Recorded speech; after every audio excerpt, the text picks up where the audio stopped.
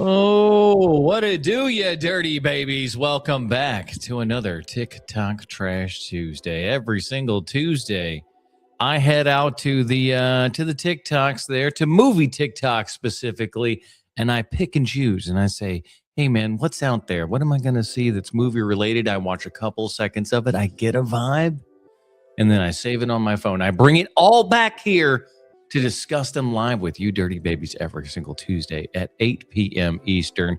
So do me a big giant favor and right away hit that like and subscribe button. We love you for doing so. And I think we're going to have an interesting evening. I don't know exactly what we're going to do. We've got a couple of things. Am I clout chasing on a couple of the videos this weekend? You're damn tootin'. That's right. That's right. We're gonna be clout chasing off people. That's what we're trying to do. We're trying to build an empire here, damn it.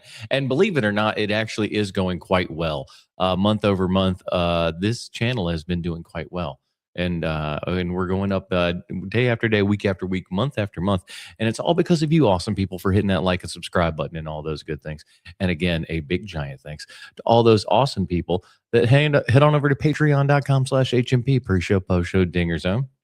And those people are amazingly awesome, fine folks that have been supporting our silly little program for years. Even before we got here on the YouTubes and all that kind of stuff, we were just in audio format. These dirty babies were out here supporting us, and we thank them for their continued support and contribution to our lovely here program.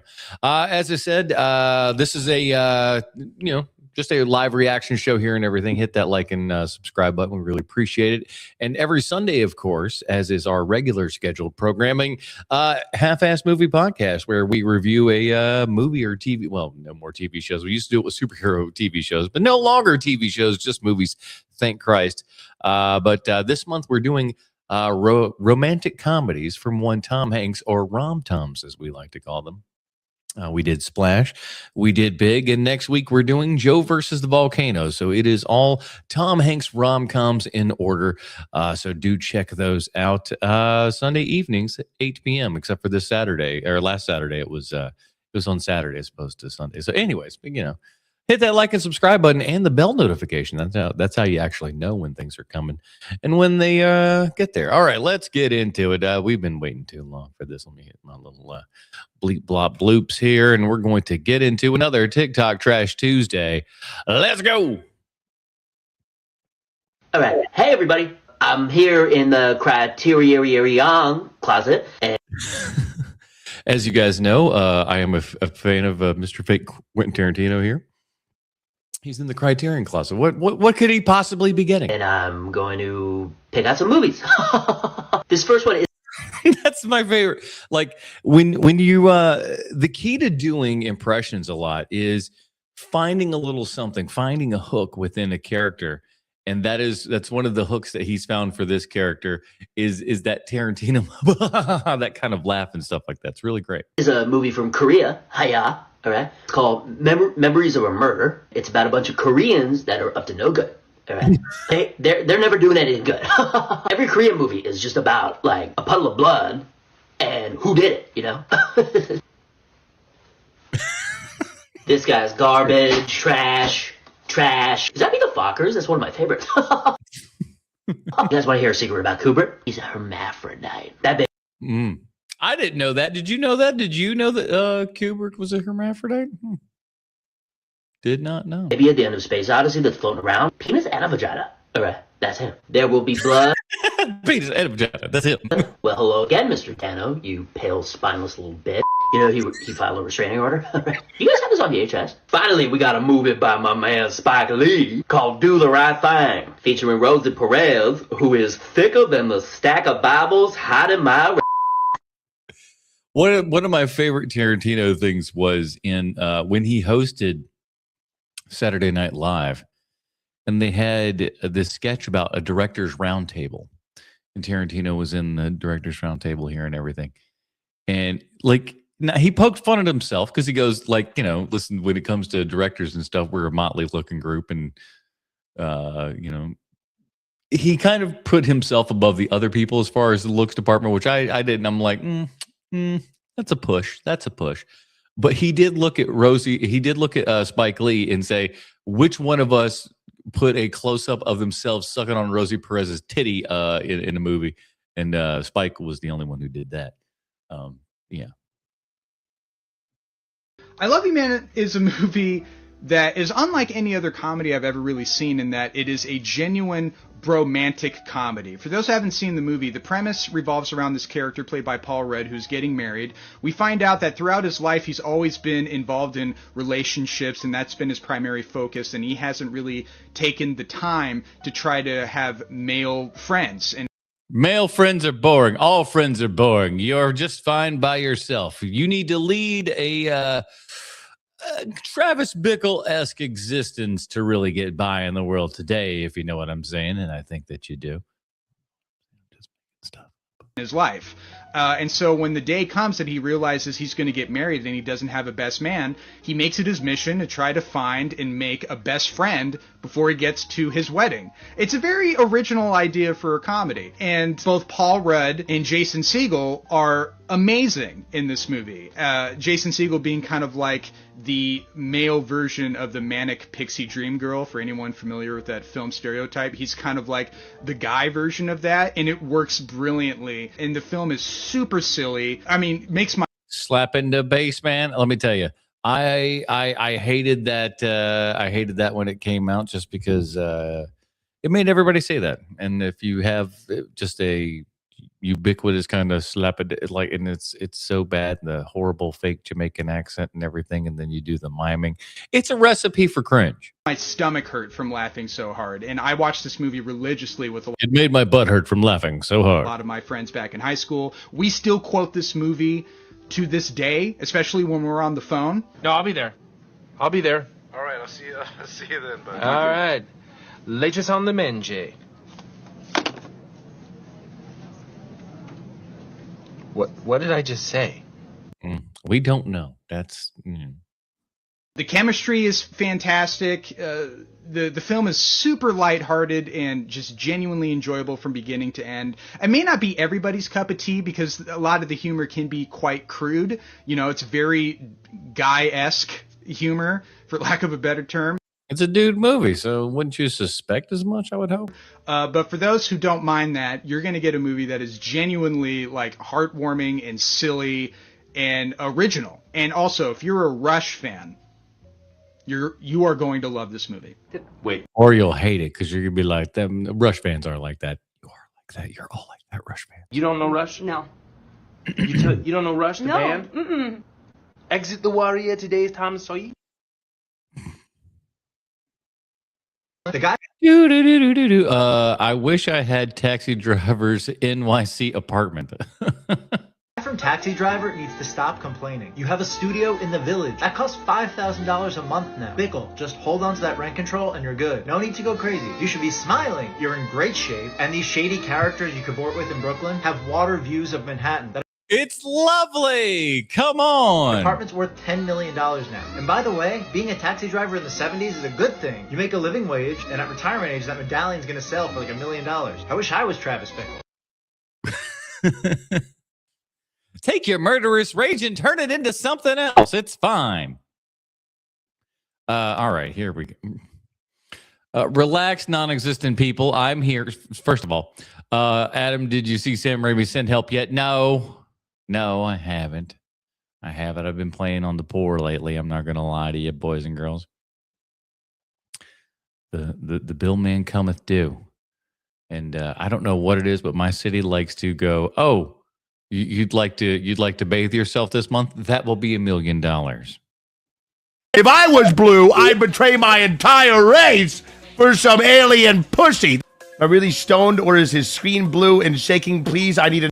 I don't know. I can't remember exactly why I got this. Like, obviously, it's just I've become a big Burnt Peanut fan as of late, as I'm sure many of those red-blooded Americans would be as well.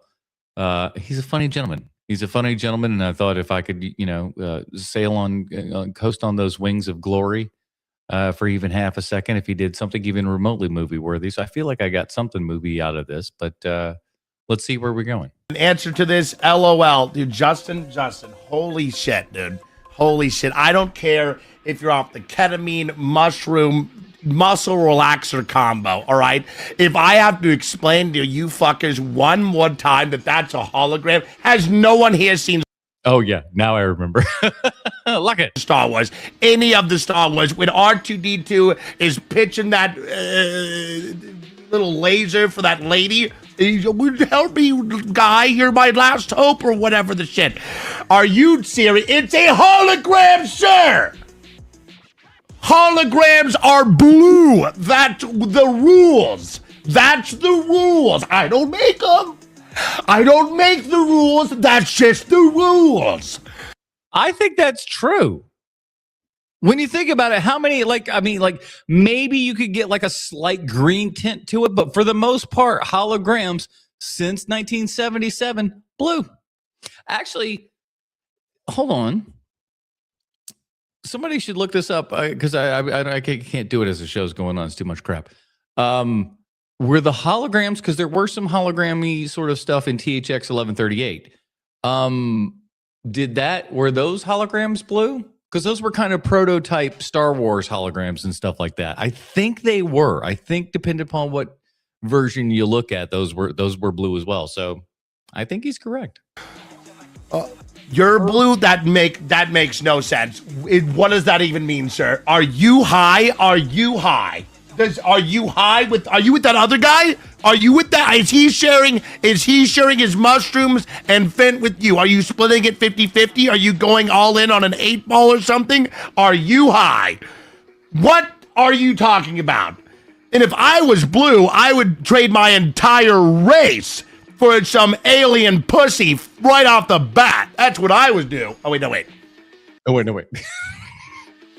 No, wait, no, that's the human that does that. Wait, no, that's when the human turns blue. Yeah, if I was blue, I got that right the first time. If I was blue, I'd betray my entire race for some alien pussy. That's what I would do. I thought I got it wrong. That's actually correct. That's accurate. That's as close as I got to him talking about movies was Star Trek or Star Wars and holograms and stuff. So hopefully that will get some views up. Imprint Films just released one of their big collector's editions. Oh boy, Imprint has been known for doing some wild and crazy things and costing an arm and a leg. See that Never-Ending Story big book thing they came out with and all that kind of giant deal? I thought it looked very neat. I do want to own that movie in 4K, but I do not want to pay that exorbitant amount of price to get that from Australia and pay. Oh my God. No. But what do they got now? And what makes this set pretty unique is that it has a lenticular cover, because not only do you get one lenticular movie, you get two. And that is for Quentin Tarantino's classic. Oh, yeah. I've seen another guy with this one. Kill Bill Volume 1. Listen, I like some specialty packaging. You guys know me. This is too much. It's too big. Unless you're gonna have it like in the background, and like if I put it on the mantle or something like that, maybe. But then again, like it's too much. It's too much. I wouldn't. I want the whole bloody affair and stuff on 4K. Maybe a nice looking steel book. Hopefully, a better transfer than the regular 4Ks that were out for volumes 1 and 2. I'm just saying those transfers were fair. They could have been better. You just upscaled 2K. We all know it. Go back and scan it, you pieces of garbage, you lazy sons of bitches over at Lionsgate. You can make it look good. We have seen, 4Ks from Lionsgate that look good before. So I feel like we're sticking with the Lionsgate Limited, but let's see what Imprint's got, because they got a big, giant, movable baseball card here, whatever the hell. And Kill Bill Volume 2. I bought mine over at the Movie Room. Check out their website. They got a ton of Viavision and Imprint film releases. Use my code FranksMedia10. Get 10% off your entire first purchase. Guys, let's check out this box. As you can see. A THX letters had more of a color than blue. Yeah, I thought there was a little something to them. But so, yeah, we're going to say since Star Wars blue. I'll count that. The lenticular cover switches from Volume 1 to number 2. He's got a very kind of Homer Simpson vibe with this. It's like, this is a light switch. It has two functions: on, off, on, off, on, off. I I know a light switch works, damn it. Very cool. Here is the back of I the like set. that. And as you can see, there is Uma Kind of a Thurman, gloss versus a matte. and she is That's cool. Spot Gloss. There she is. Boom. Very cool. Here is everything you get in the set. You get volumes 1 and 2 and 4K and Blu-ray. You get 4 So the same crab transfers probably that we've got here. big old posters. With all this, accoutrement. I'll say that. I'll use a nice word. You get art cards, and you get a big Art cards, fart cards. book with production pictures. Here's the 4 posters. And as you can see, they are very big. When you open them, they're 27 by 40. So actual theatrical sized posters. In a box that big, I would certainly hope so. But then again, like it also kind of sucks because they're folded and whatnot. And like, unless you're in for that vibe and what, no, I just can't. I'd rather have them rolled. Here are the art cards you get from the sets. And as you can see, 8x10s, which is nice. They are huge. Again, look at this stuff and tell me that back in 2003, you wouldn't have been going to the movie theater and picking up some of these lobby cards for, say, $3 a pop. I think a ton of people would have. I think they could have made so much money with that. Same thing with like your Star Wars and Marvel movies and stuff like that. They need to look here. I can't believe serendipitous. Because look, this is an original 1977. This is Star Wars lobby card of the Millennium Falcon, right? You could just go into a lobby and buy this. Come on. Darth Vader on the ship coming in at the beginning, man. Look at that. Huh? We used to live in a society, damn it. So like you could have these, and I got more of these and other types. They had like bigger ones and they had smaller ones. But my dad got all those back in the day, right? So like lobby cards and stuff like that, like again, they want to charge you out the ass for these tickets and stuff. Again, charge us small amounts for the tickets, then charge us like $5 for one of these prints. Just start nickel and diming us in cool ways to make us feel like we're actually getting something, right? You would like that stuff. Exactly. People would love it. That would like, and for special things, now there's going to be stuff that doesn't sell and you'll learn about it. But like when it comes to like kids and stuff, like all of those movies are going to kill. And start making stuff like limited edition and things like that. People are rushing into your movie at that point to get your limited edition bull crap and pay you for the limited edition bull crap. But don't make it too much money. Make it so it actually like starts collecting and stuff on the aftermarket. Make people actually want to go and get shit. Make going to the movies and going to the movies on the first day, the first evening, the first showing, make that worthwhile to somebody. Make them excited to go. Do I need to run the whole business for everyone? My God. Big cards, as usual, in these deluxe editions. And most of these are from Kill Bill 1, at least the art cards that I can tell. Here's the book, and it is very big. In comparison, there it is. In comparison, here's Tremors. It's a big, long book, but you get pictures from the movies, and most of these pictures, just like the art cards, are from the first film. Here is volume 1. As you can see, it's the theatrical poster design, and that back is the same as the back in the set. Mm-hmm. Nice. Here it is. Here is the case. There's the back. Here is the 4K, and there is the Blu-ray. Another hard case with volume 2. And the back is a little different. We haven't seen that one before. Yo, followed your popcorn making method. Was really good. Thanks. No, thank you, man. Really appreciate that. Thank you. Hit that like and subscribe button. Love you, man. Appreciate you. And here is this. I love hear this it's working design. out. That's a cool one. One of my favorites for promoting the film. There is the 4K and there is the Blu-ray. Very, very cool. I have dozens of posters that were given away at IMAX premieres. Yeah, they made some good ones of those. They started like I know I have like two different colors when they did the new Abrams Star Trek movies and stuff. They were like real wide posters and stuff. I got 2 of those. I've never really hung. Of course, you got to get frames for all this shit. And frames are ungodly expensive. I got more art and stuff that I want to frame up, but like again, it's just like ugh. The weirdest thing about the word chud is that. All right, this guy. Oh my god, it's been kind of a method or a bit of a madness thing going on a bit. I'm going to play a little bit of this video and then I'm going to get into it. Let's go.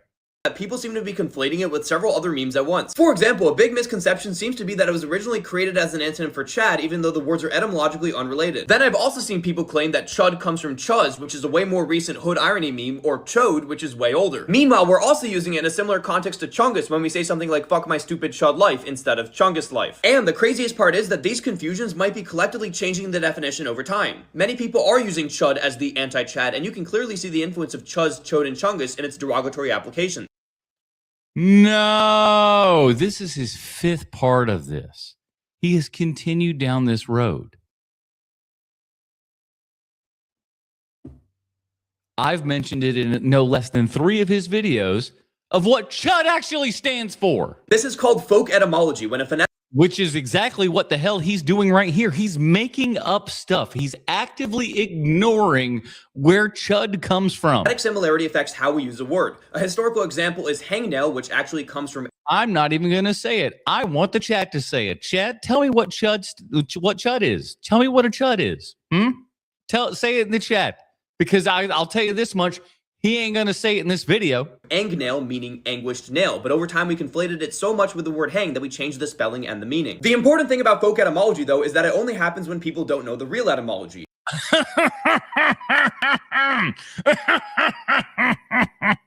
This motherfucker here. And we should ask ourselves why we're so uninformed about the words we're adopting into our vocabularies. Perhaps we're just so oversaturated with similar looking new slang that the word chud kind of got buried in the milieu. Or no, you're being actively obtuse. Perhaps the far right was successful in their attempt to semantically broaden the meaning. It's got nothing to do with the far right. It's got to do with you being a dum-dum. Or perhaps we're just not questioning enough how the internet is influencing our behaviors.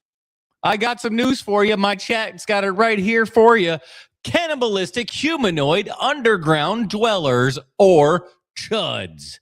This dumbass doesn't know what a chud is. He is going on and he's made no less than 6 internet videos yapping about what chuds are, and yet I've seen it. I'm not the only person in the comment section commenting it.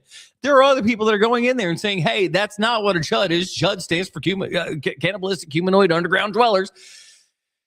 And he's actively ignoring it because, I don't know, he thinks it's a left-right meme or some shit. I don't know. I don't know. Are there people that are out there using the word that don't know what it actually means? For sure. But does it make it a different meaning? I suppose it could, but I don't think so.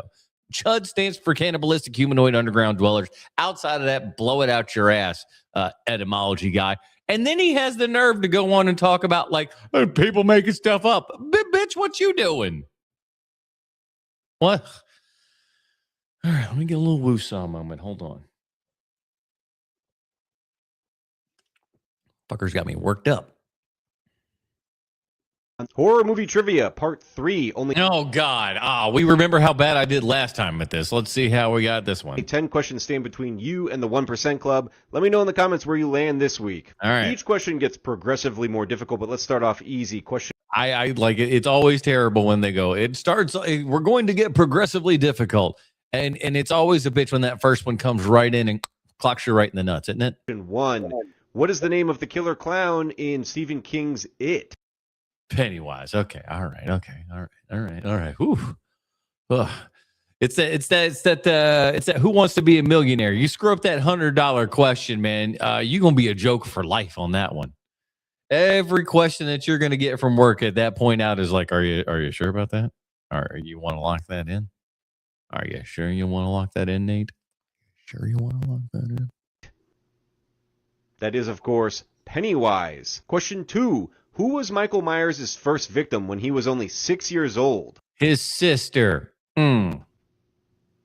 His first victim was his sister. Bonus points if you remember her name. I don't. think it's Judith. I'm sure.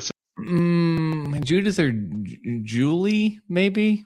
I don't know. I would have just said his sister. Someone will fact check me in the comment. Question 3. In the 2018 film Hereditary, what kind of allergy does Charlie have? I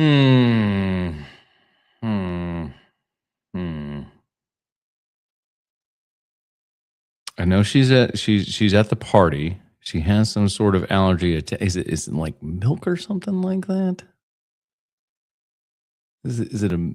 Oh gosh. I think it's like milk or something like that.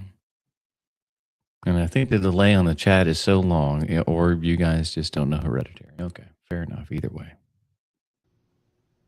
She has what stands to be a pretty serious nut allergy. Nut allergy. Damn it. Question 4. Who? All right, listen. We're gonna push that. Who was the first actor to play Frankenstein back in 1931?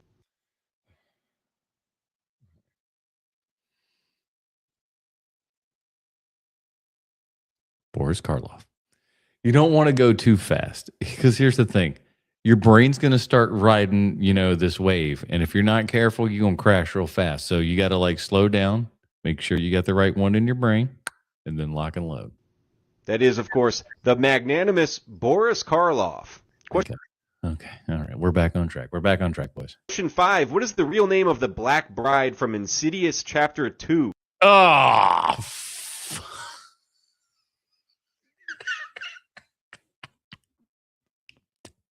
did watch those movies. Fucking Insidious. That's Insidious that you would think that I would watch such a thing. No. I've seen the first Insidious. Oddly enough, when we were doing the film find, I think I saw the last 2 that came out.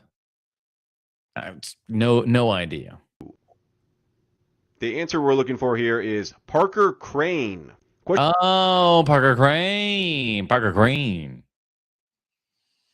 I know I was talking about Parker Crane. I thought we were talking about Parker Crane. So that's on me. That's on me, that one. Question 6. What is the name of the housing project that serves as the backdrop in Candyman?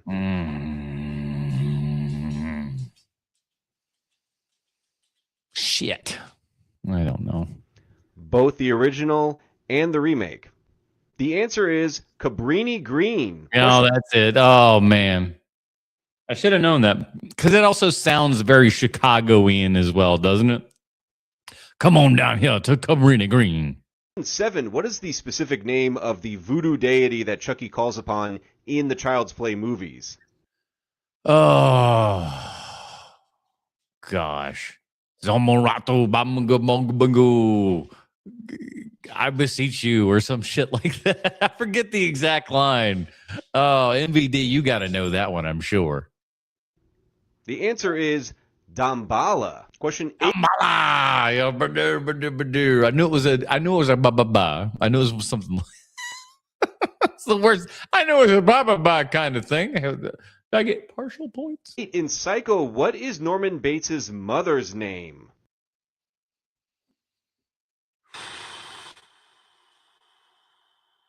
Shoo.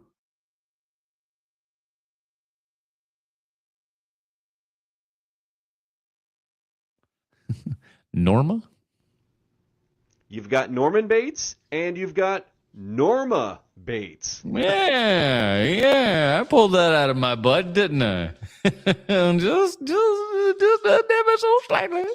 A real chip off the old block. Question 9. What is the year, make, and model of Christine as referenced in both the movie and the book? Yikes, don't know. Christine is a 1958 Plymouth Fury. Before we get to the last question, give me a follow if I've stumped you anywhere along the way. Now I've already followed you, Pat. This week's 1% question. In the original Omen from 1976, who is Damien's real mother? Cloris Leachman. Damien was born on the 6th day of June at 6 a.m. to a jackal that died giving birth to him. It was the 1st of November. His daddy was the devil, his mama was a jackal. Sounds like a Johnny Paycheck song. sounds like a Quiet Riot song. What's next? Please watch these movies, because we Don't tell me what to do, but let's see what he's got. might not see them ever again. With Oscar nominations finally out, unfortunately, we're saying goodbye to these 5 movies this award season. I kind of like this idea where it's just like, we're saying goodbye to these shitty films that didn't quite make the cut. Goodbye, everybody. Have a good day. Great rest of your life. No one will ever remember you as a film. You'll die in the annals of history. We'd say you die on the rental shelves, but hey, we don't have those anymore. I actually really enjoyed Rental Family. Sure, it has its flaws, but it's a cute movie, and it's surprisingly one of the few movies that accurately tackles loneliness. Warfare is a good movie. Warfare is fucking amazing. Did Warfare not get nominated for sound? Because if Warfare didn't get nominated for sound, that's a fucking crime. I just feel like we never talked about it. And The movie ruled. because of that, it missed out on a deserving sound nomination. It didn't get a sound nomination? That's ridiculous. That's nuts. Such a shame that Is This Thing On got lost this year. Because I really enjoyed how it blurred the line between comedy and drama. But since it got completely shut out this award season, all we can take away I don't think anybody's surprised about that. is that Bradley Cooper redeemed himself after Maestro. Rian Johnson could not complete the trifecta because Wake Up Dead Man is the first Knives Out movie to not get a screenplay nomination. Which is such a shame because I genuinely felt it was a fresh take on the franchise. Sadly, the one that hurts the most is that No Other Choice didn't land a single nomination. The fact that it didn't even get an international film nomination just shows what the Academy thinks of Park Chan-wook. Because they definitely made an example out of him after his WGA situation last year. Since none of these awards pushes got any nominations. Hey, Life of Chuck sucks. I just want to go ahead and throw that in since I see it up there at the top and everything. Their studios will probably shelve them into oblivion. So goodbye. Coleman Domingo as Joe Jackson. I was like, God. Let me tell you something, guys. Let me ask you this. Did you see the new Jackson trailer? The Michael trailer, I think it's going. Yeah, Michael. Holy. This looks pretty good. I got to admit, I was not particularly looking forward to, kind of a Michael Jackson film and stuff like that. First and foremost, the biggest reason is I think that it's hard to do. The man's life was pretty broad there, all the way from a kid from the Jackson 5, to a man in his 50s. Was he about 50? He may have been 60s at that point. But yeah, it's like that's a long breadth of work, a lot of controversies, a lot of highs, a lot of lows, and everything in between.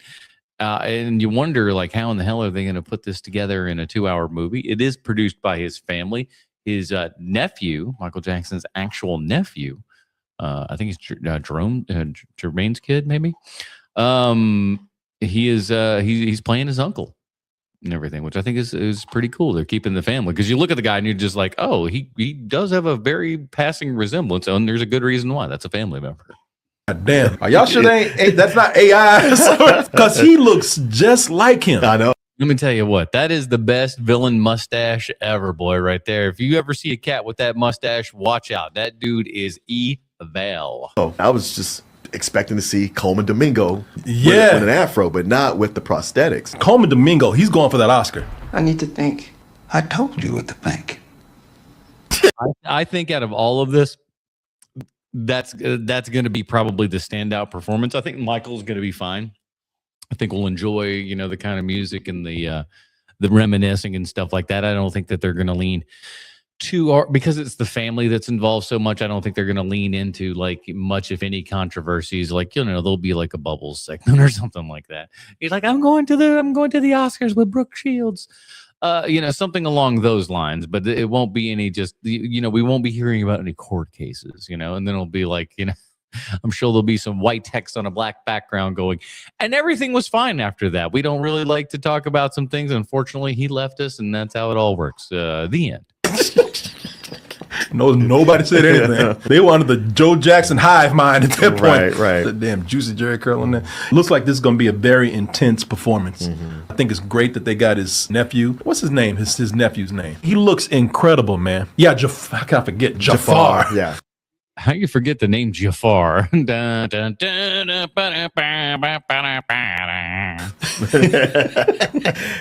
Abubu. Prince Abubu. That moves so good. They do some great reproductions of some of his the musical highlights. It looked like, again, that's one of those wild things is you see so many moments and you're just like, how long is this movie, man? Peace. Yeah, it looks that thriller looked incredible. Does it not? It looks breathtaking. It looks amazing. I just don't get excited for biopics that much anymore. Sure. Yeah, I feel like if there's one to get excited about, this will be the one. No, of course. No, this will be the exception. We'll see. We'll see how it goes. I think that's true. But like, as we talked on the podcast and stuff, it is so interesting that living in a world that's post Walk Hard, the Dewey Cox story, living in a post world of Walk Hard, how we can still have these biopics and, do the exact same thing that we've always been doing. I don't know. Because like, man, that movie just took the ever living piss out of bio movies. And yet we still continue to do them almost in that exact same way, which is kind of nuts. You know when film bros are like, oh, this is the best movie ever. And you're like, huh, we'll see about that. And then you watch it and it actually is like the coolest movie ever. No, I hate it. Don't you hate it? Don't you hate when everybody just goes like, hey, man, this is the best. This is the best. And you look at you, this is some bullshit. I hate this. There's no way that this is going to be good. Everybody's talking about it. There's no way that this movie can be good. I don't like stuff like that. I don't like everybody coming in and telling me that I have to like something. Because the second that you tell me that I have to like something, I'm already putting my guard up. My guard is up saying, I don't know if I want to have to deal with any of this.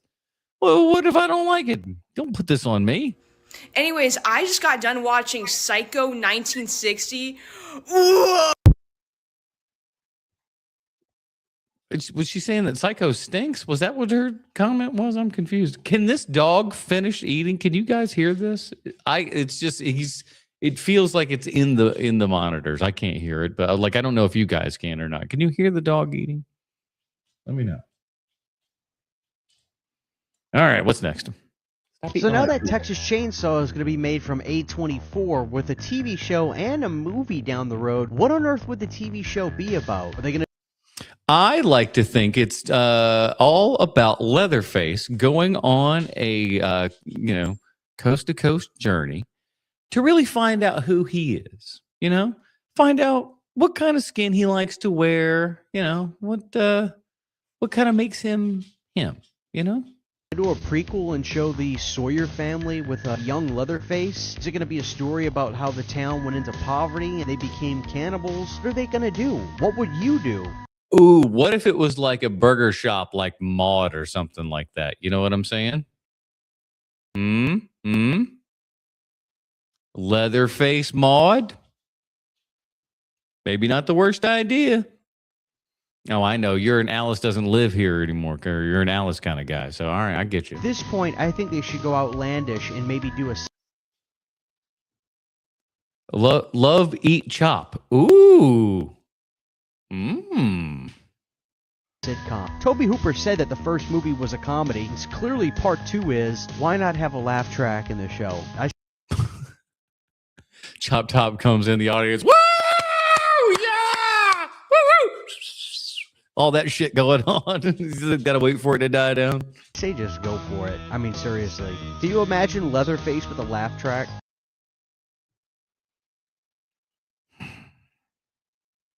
Yeah, it's called. I mean, like I literally can. It's called part 2.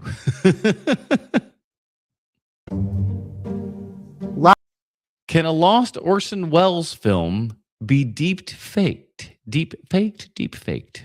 Last fall, Fable Studio, which is a startup run by a man named Edward Saatchi, announced that it was going to use generative AI to reconstruct the Orson Welles cut of The Magnificent Ambersons, Welles' follow-up film to Citizen Kane. He made it in 1942, and infamously, the studio cut 43 minutes of it, destroyed all that footage, and tacked on a happy ending. And so decades of cinephiles ever since have built up in their heads this idea of Orson Welles' grand vision. Doesn't Orson Welles look an awful lot like Justin McElroy? You ever see that? I always thought that. I always thought that I got a young Justin McElroy look to him. Basically, the way it works is this. They're going to film actors reenacting the scenes that were excised, using all of the scripts and stills and things that we have that give us clues as to what the cut material was. Then they're going to use AI to overlay the faces and likenesses of the original long dead cast from 1942 onto those actors. So, okay, I'm okay with stuff like this as far as like experimental things and everything. Now this also kind of gets a little bit more of a pass, even so, because it is about restoring what was artistically there in the first place. So it's not like we're doing, George Lucas revisionist history saying this wasn't perfect, this is how I would fix it. This is restoring what was once lost. So it's a more valiant effort, if you will. I went to see a shoot that they were doing in LA. I wish you could have seen Lucy. I wish you could have seen Lucy. Once all this is done, you'd be able to seamlessly interpolate the AI recreations of the cut scenes into the existing movie that we have. It's sort of like a very high-end deepfake. Normally when people think about AI in Hollywood, they think about this dark future where all of the actors have been replaced by robots.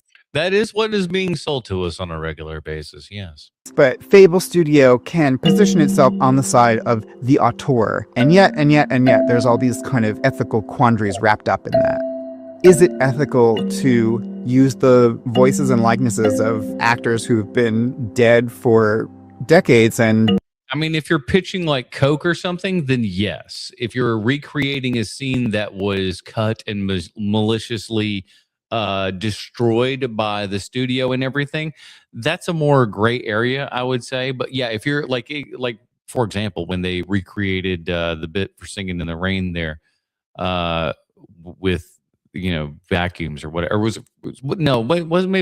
Singing in the Rain, something Fred Astaire in a vacuum? You remember that from back in the day? It wasn't Singing in the Rain, it was Fred Astaire for sure.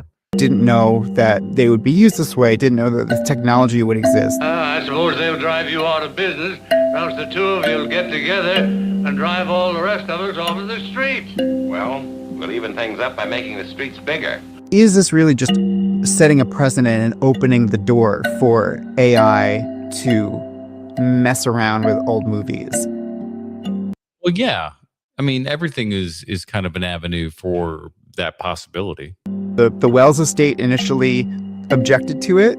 They don't currently have the rights to the film from Warner Brothers, but Saatchi has been working to win them over. In 2 years, once they're all done, hopefully they'd be able to release this. But right now, they're sort of doing it anyway.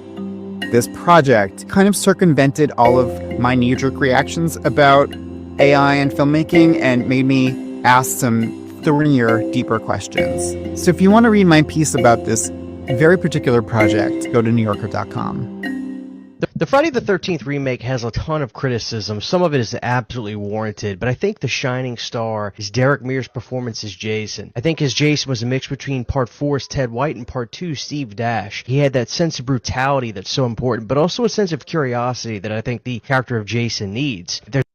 I think one of the character was definitely not a problem that I had with the Marcus Nispel Friday the 13th remake. Which a movie I actually enjoy. I enjoy that quite a bit. I really like, what is it, like a 20-minute cold opening before we get the actual Friday the 13th credit there and everything, which I think is awesome. We go through like, almost 3 films, so to speak, worth of Jason films to get us caught up. My only giant complaint about that movie is that all of the kills, while pretty good, are all kind of stabby. They're all kind of the same. It's all just a variation of a stab or something. They set it up with the one kid in the garage and stuff like that, where there's like the chop saw or something, and you're like, ooh, that might be, and nothing happens. It was really just a missed opportunity there. Chekhov's gun that they placed out and did absolutely nothing with. It's a bit insane.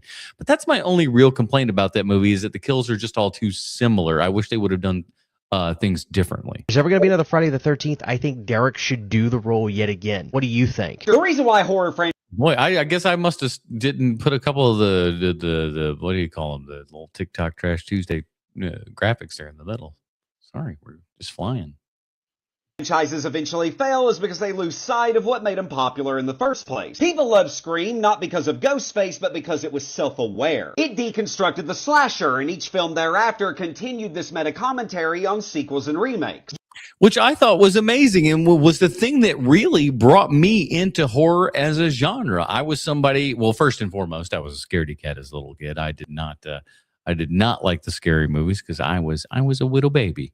And but as I grew older and everything, I took that, that frightenness of movies, of horror movies and stuff like that, and I turned it into more of a cynical kind of art house sort of thing, where I was just like, those movies are stupid and they're below me and blah blah blah blah blah. And then when Scream came around and everything, it was more like, oh, I understand why these people watch these movies now, and like they understand the patterns that are in these movies. I mean, like, and it's not they go for these things, not in spite of those things. They go, oh, I want to see the heroine do this. I want to see, X, Y, and Z. It's what I expect from my horror movies. And having that kind of laid out and deconstructed for somebody like me was a big help. You loved it because it was having an honest conversation with its audience, which it no longer feels like it's doing, so here's how you say. You're right, because they are they like the last couple of movies, they've just been yelling at us as opposed to kind of like, having us enjoy it.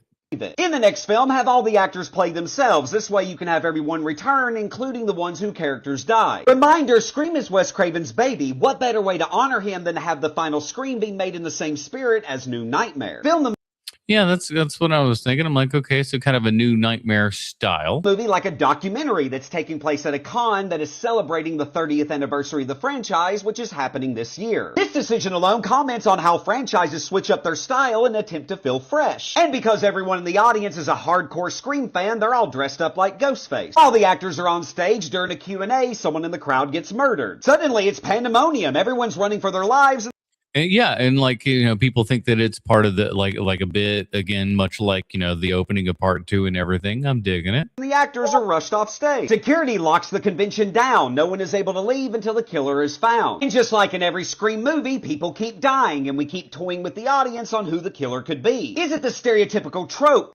Was that like that it's the obsessed fan who's living out a sick fantasy? Is it one of the actors who over time has tragically become like the character they portrayed on screen? And This is a good pitch. I like this. This is very good. That's the real magic of this idea, because it switches up from documentary to found footage. We see the actors saying things that their characters would ironically say. Jamie Kennedy's talking to the camera, and without realizing, he's laying out the rules to a movie and a franchise that refuses to die. He says, that's one of the weird tropes in found footage. It's got to have a justification on why don't they just simply shut off the camera? And that's when it hits us. It's not a fan or an actor, it's the studio system. Some resentful studio executive who thinks he's smarter than the genius he's profiting from. Who's intentionally setting out to take the franchise you love and making so many changes you don't even recognize.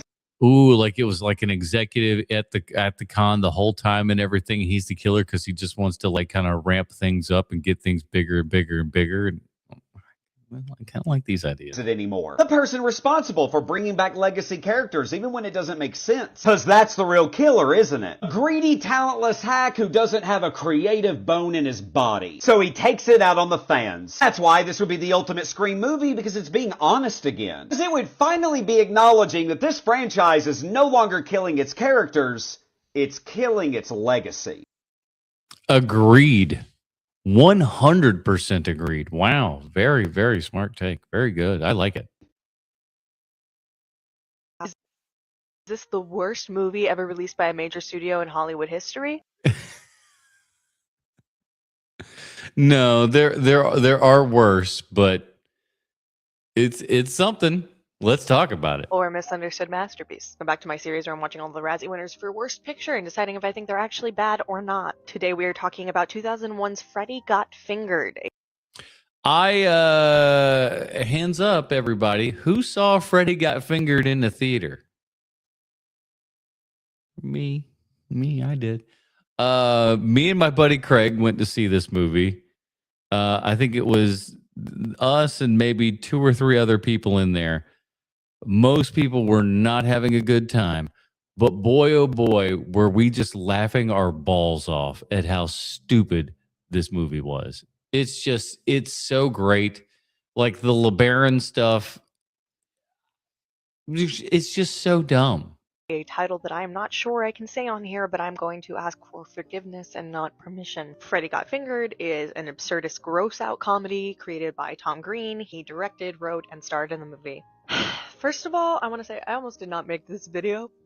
It took me so long to figure out how to make this video. You can tell because Because how do you talk about that movie, you know? last time that I updated this series was November of last year. I am very deeply sorry about that, but I've been wanting to update my Razzie series really badly. I haven't been able to get past the Freddy hurdle. Basically, Freddy Got Fingered was designed to shock people. Definitely look up trigger warnings before you decide to. No. You need to set life straight. You need to go right on in. You need to go in with no fear. You know what we had in the 90s? We had a whole collection of clothing called No Fear.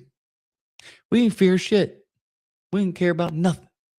The 90s, we was wild, son. We was wild. No fear. We didn't fear shit. You think we had to look at little warnings before we watched a movie going, by the way, they say some racist stuff in this. We just assumed they did. Because that's how we liked it.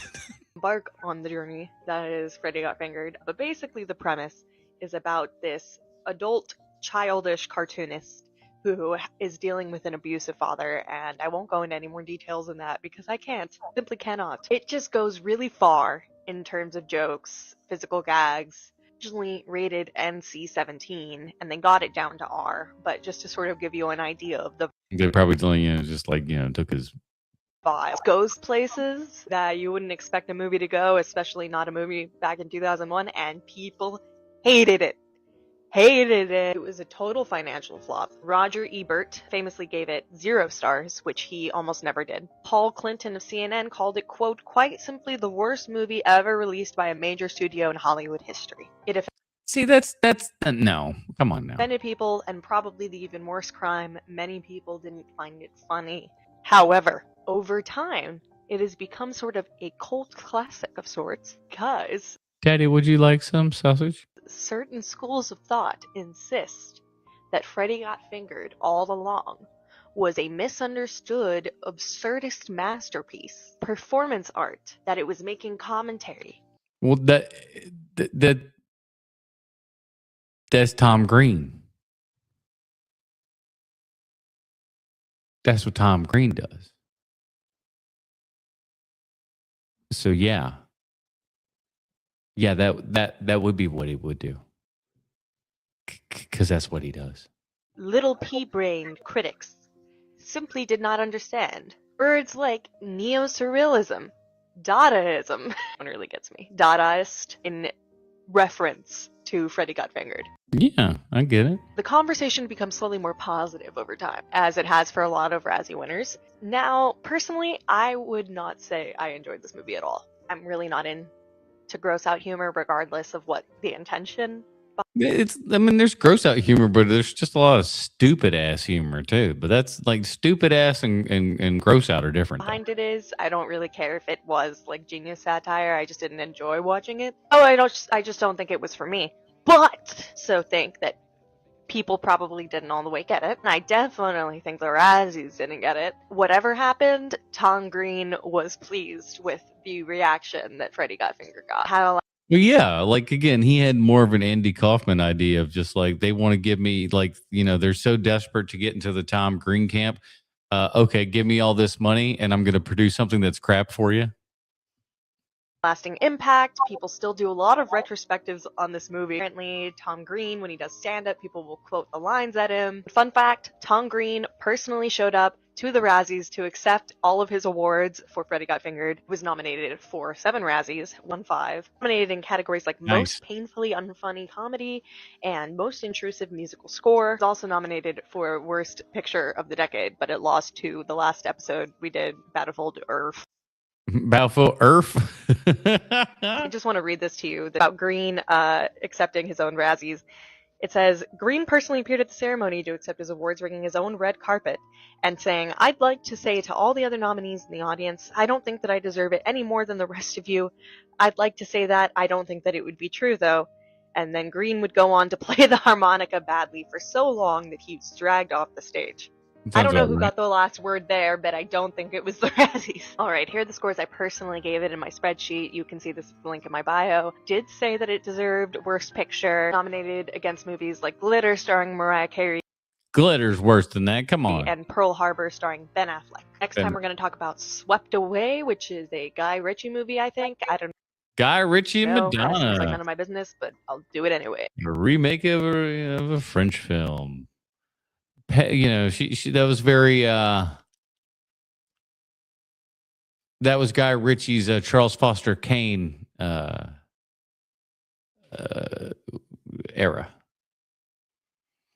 See, Alex owns some Freddy Got Fingered multiple copies. Oh, the AA Spook Show was checked in a surprise. We gave it the diarrhea rating on Crapsterpiece Theater. Everybody go check that out over at AA Spook Show. Follow those guys over there, man. Again, it's just one of those, like Freddy Got Fingered, Nacho Libre. There's these movies that I remember seeing in theaters that like nobody else was enjoying, and it was just me and whoever else I was seeing it with. We're just laughing our balls off. Say The Spirit with the Frank Miller remake kind of thing that was really, really crap. When Nazi Samuel L. Jackson picks up a phone and says Guten Tag, I fucking lost it. I just lost it, dude. I could not stop laughing. It was just so stupid. And then the guy that plays Mrs. South from 24. What was his first fucking name? I know Egg South. He plays a character in there who has a multiple people. It's bad. It's so bad. So today is John Williams' 94th birthday. Congratulations to another one around the sun for John Williams here, 94 years old. I'd love to say to you that he looks great. He doesn't look super great. He looks all of that age for sure. So the master won't be with us too much longer, but do want to say happy birthday to, I would say, still at this point, the greatest living composer. If you don't know who John Williams is, what are you, under a rock? He did the scores for E.T. We're going to be here a while. Jaws, Star Wars, episodes 1, 2, 3, 4, 5, 6, 7, 8, 9, Close Encounters, Schindler's List, I believe. Basically, most of Steven Spielberg's movies, Harry Potter 1 and 3, Superman, all the themes were his. So 1978, Superman. The list goes on and on and on and on and on. He is a legend. He is, in my opinion, the legend, the GOAT. A lot. I know there you go. The phrase GOAT gets thrown around a lot, but he is, when it comes to film composers, he is the GOAT. He is, any day of the week, Pepsi Challenge, any day of the week, bring him up. Is the guy, and we're lucky to still have him again because he's 94 years old. I don't know how much longer we will have him, but I'm grateful he's still here. Wish we could have him forever, but that's not how these things work. Anyway, what's everybody's favorite John Williams score? Mine is The Empire Strikes Back, at least as of right now. I'm just thinking off the top of my head, The Empire Strikes Back, but I'm sure everybody else could list some other great scores of his. Let me know. Empire Strikes Back is great because you got the Emperor's theme in there, which is really, really great. I just watched E.T. in 4K. Fantastic. Still looks really, really. Actually looks better than it ever has. Amazing score there and everything. Great John Williams score. Jaws, even come on. The man's got so much work, unbelievable work. All I got to do is dun dun dun dun. You know what that is? Like again, I say to anybody else, I could show you 15 different Mozart pieces. You might pull out one or two. You go like, oh, that's this. Oh, that's that. Maybe.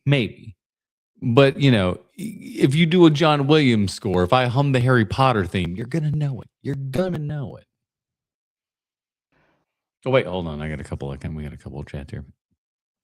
People got up and left when I saw Mother. Which one was that again? Was that the Darren Aronofsky film, Mother? I liked that movie. I certainly can understand the people that I saw it with did not like it. I didn't see that with them. They were just people in the theater, and I could definitely see that they did not like the movie. I like that movie. And Kung Pao Enter the Fist, I can understand that. Piece of garbage. I will continue to say it from now until it's the end of time. I keep forgetting the lead singer of Toto is his son. Marconi is pretty close. Pretty close. But again, you got a handful. You got a handful of ones versus just a whole bunch of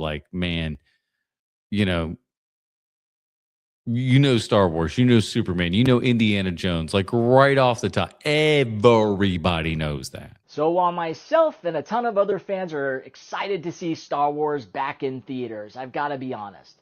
I wish I was, but as somebody who has continued to do Mandalorian 30 questions as we went along, we'll be reviewing The Mandalorian and Grogu, or whatever the hell we're calling it, whenever it comes out in a month or so here. I feel like we're getting a television show, 2 hours worth of a television show up on a big screen. I feel like they're cheaping us. I feel like instead of giving us a full season worth of television, they're chopping it down short, saying it's a movie, and putting it out in theaters. Do I think it's going to look or feel any different than what we've been seeing on Disney Plus for the last 3 seasons? No, I do not. I foresee it looking and feeling exactly the same, and therefore won't feel special, won't feel unique. And the 3rd season of that show really kind of kicked it in the nuts as well. I don't know, Luke showing up, him taking away Grogu for a hot second, then the Ahsoka bit for it's just like, what's the point? And then he's like back in Mando's hands by the end of it. You Martez sistered all of this shit, and he chose to. Oh, God, give it a rest, brother. The road to the Mandalorian and Grogu hasn't inspired much confidence in a lot of fans. This movie should feel like a huge event. It's the first Star Wars film on the big screen since The Rise of Skywalker, and that alone should have fans hyped and losing their minds. Instead, they've been screwed way too many times and say, hey, maybe I don't want that. The marketing has caused confusion, frustration, and a growing concern that the hype is fading before tickets even go on sale. Yup. Star Wars returns this May, and the Super Bowl spot for it should have been a big moment. Instead, reactions were split. Some fans liked the fun and playful aspect of it, while others were just left totally deflated. It hasn't even cracked 1.5 million views on YouTube so far, which isn't a good sign. The marketing for this movie needed to be because it feels like we already know what it is, right? It's like Grogu, Mando, movie. There you go. Okay. And honestly, it doesn't, like we've got 3 seasons worth of television. It wasn't particularly leading to anything. So you have to establish and execute a story within 2 hours, maybe a little 2 hours plus, to make us feel anything. And I think it's going to be an uphill battle. Strong right out of the gate. Since the first trailer was released, interest in the film has died down a lot. Star Wars engagement has dipped. Disney Plus has trained audiences to stay home, and The Mandalorian Season 3 didn't land like earlier season. That makes strong marketing for this movie so important and essential. Disney seems to believe Star Wars sells itself. Specifically for the Super Bowl spot, the marketing team believed Grogu is the main draw, which is why they focused on that. But the online conversation hasn't been excitement. It's been debate over whether the marketing works. This movie probably won't flop. The budget's lower than other films, and it'll likely make its money back. But Star Wars returning to theaters after 7 years should feel bigger than good enough. The marketing feels thin. I think the marketing team is going about this the wrong way. There was so much more they could do. There is a smarter way to build the hype for this movie. Now, the next trailer has to do all the heavy lifting. I ain't watching no other trailers. Like, I watched a teaser trailer, I think once. No, I know once. And I don't even really remember it, to be quite frank. I remember kind of looking at it and going like, looks like the television show. Which isn't what I want when I go to a movie. I want a movie to look like a movie and a television show to look like a television show. Now, television shows are looking an awful lot more like movies these days, but that's not necessarily the case here. I don't think. It needs to sell the film and get fans hyped that aren't already hyped. They're already feeling negative. Now, I trust Jon Favreau made something awesome, but a lot is riding on that final trailer, and that's not an ideal place to be. As someone who loves Star Wars, I've loved this franchise my entire life. I want it to succeed. I want this movie to win. I want to prove Star Wars can still... Yeah, but like we've also wanted that for so many times and everything. How many times can you get kicked in the balls and, think that something different is going to happen? Still own the big screen. I'm Joey with Geek Tyrant. Thanks for watching. Thanks, Joe. All right, everybody. All I know is we're getting creatures from Derrick, sure, as seen in Star Wars 1977. And that means I'm probably going to love it. Easy to pleasy.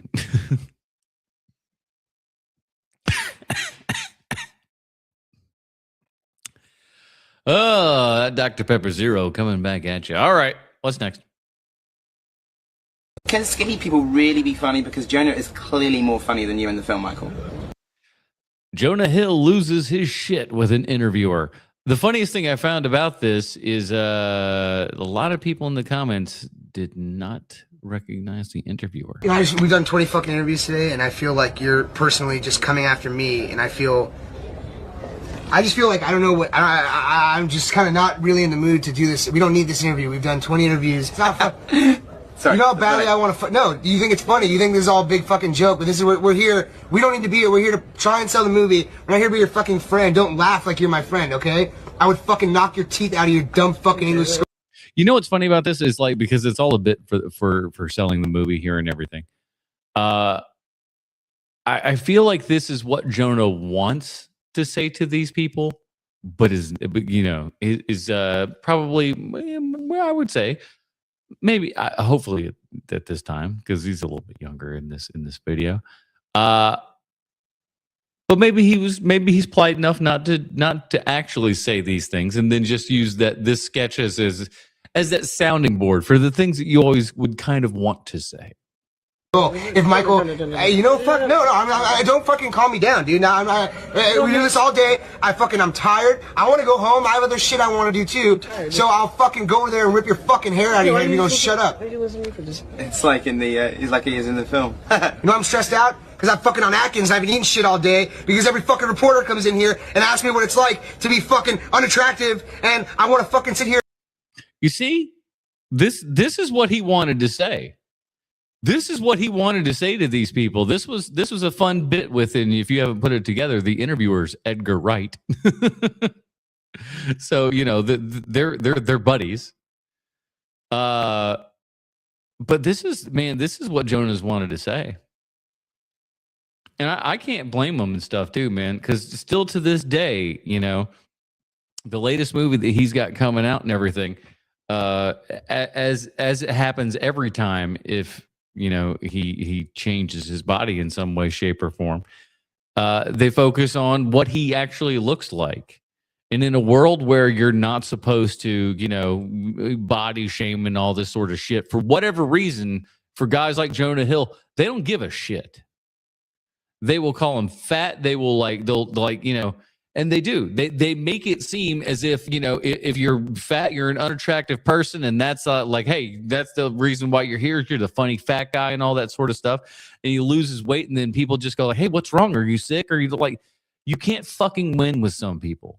You cannot win. So, like, I mean, I understand this guy's frustrations. I absolutely get it, and especially if look how early it is his career, and you can tell that this is something that is already weighing on him. He put it into a comedy sketch. We can all go laugh, ha ha.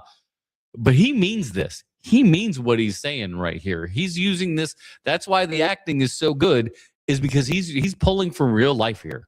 And fucking kill you right now. I literally, my dream right now is to get out of this chair and fucking knock your teeth out of your head. Okay, well, no, fuck you. No, fuck you. Yeah, that is an exercise for Jonah. That's for sure. George Lucas never wrote a script for 7, 8, or 9. What have I been saying for 25 fucking years? What have I been saying? What have I been saying? Have I been saying this the entire time? Now I know that all of you know that he didn't write Empire and that he didn't write Jedi. I know that you know that. But I still think there is a large contingency of people out there who believe George Lucas himself wrote Star Wars Episode 7 A New Hope, what would eventually be called that. And I don't think that's true at all. Now, I think it's true in as much as George Lucas came up with a story. I think he came up with the characters. I think he came up with a lot of the broad strokes of everything. But when it comes down to it, I don't think George wrote the screenplay. He might have wrote bits of the screenplay, but he didn't write the whole thing. It doesn't read like him. And if you get the Star Wars Archives books and stuff and go back and read some of these very, very early drafts and treatments and stuff for Star Wars, you know what it reads an awful lot like? Episodes 1, 2, and 3. Reads an awful lot like that. Very dry, very boring, very kind of sci-fi and sort of stuff. It's just it seems like the prequel stuff, which tells me he didn't write New Hope. I don't think so. And the ideas that I think you're referencing are ideas that he had for other possible movies. Yeah, he just talked out of his ass forever. And I had the story treatments or outlines, and we were working on scripts. Since I didn't use my stories, I have no idea what they're doing. I have story treatments of 7, 8, and 9, and yeah, you've always said that, and you know what? You've always been a bit of a liar too, haven't you? Oh, I always thought of this from the get-go. No, you didn't. No, you didn't. Shut up. Yeah. Princess Leia was always going to be a sister. Shut the fuck up. Shut up. You're a liar, dude. You're just a liar. Just stop lying. Don't lie. We don't need you to lie. Just say the truth. Come on. It's ridiculous. a bunch of other movies. And the ones that I sold to Disney and everything, they came up to the decision that they didn't really want to do those, so they made up their own. Well, because let's be honest, how was your track record, huh? Was it astounding? I don't know if I'd say it was. George Lucas never wrote a script for 7, 8. Yeah. It was, 7, 8, 9. Didn't write or 9. So it's not the ones that I originally wrote. I've kind of lost control of Star Wars, so it's going off in a different. He didn't write 4, 5, 6. He didn't write any of them. That's my point. Is he didn't write even New Hope. I guess that's my point. Different path than what I intended. Maybe I misunderstood her from the beginning. My thought was she said he didn't write 4, 5, and 6, which is true. He didn't write 4, 5, 6, 7, 8, or 9. He didn't write any of these fucking movies. He came up with the idea. Much like Indiana Jones, George Lucas is a fantastic idea man. He's not necessarily a execute man. My top 10 favorite found footage horror movies of all time. All right. Let's see what we got here and how we rank it. I'm going to go out and I am going to venture a guess and say that his number one movie is going to be Wreck. because it feels like that's kind of the easy one that makes you seem like you're a really smart kind of guy and everything. So I'm going to say that's going to be his number one. Let's find out. Found footage horror movies are typically viewed as inferior films within the horror genre. I personally believe that's because a lot of people wanted to cash in and try and get in some of that success that the Blair Witch Project had, because they realized that they could make a horror movie with a relatively low budget. Right. Like even more so than a regular horror budget. That was always kind of been the great part about horror movies, is that you can put together a horror movie for very little money and it would tend to sell pretty well because that is a genre that people will go and watch no matter what, whether it has stars or not. If, you know, as long as it's got a concept and enough of an idea, horror fans will go to see that horror film. So if you can make your horror film cost very little money, the return on investment is going to be magnificent. And then you have things like the Blair Witch Project. You have things like Paranormal Activity, things that cost no money at all, making a gajillion dollars. That's what you want. That's why, you know, Jason Blum has been so successful, as he goes, all right, I don't want these movies, by and large, to cost more than $5 million. You get that much money, do whatever you want, but just come back with a movie. And while, yes, there are a lot of bad found footage horror movies out there, there are quite a few that I personally found terrifying, creepy, and suspenseful. I also just want to preface by saying that this is my own personal list. So if you don't like it, you can suck eggs. If you don't agree or like it, like I always say, it's probably time to make your own list at this point. Number 10, Horror in the High Desert. In July of 2017, an outdoor enthusiast disappears in the northern Nevada desert and is outdoor enthusiast is code for nudist. Never seen again. His friends and his family recall the events through interviews and for the first time talk about the terrifying conclusion of his fate. This movie really relies on storytelling and character development. But that's something that I kind of appreciated, because through the interviews we are told this very... Boy, they cut him off at the knees, didn't they? All right. Give me just a second here. I'm going to take a quick little break. We're a little bit over halfway through here. I just kind of want to take a quick moment, and we'll be right back here. Hold on, girl.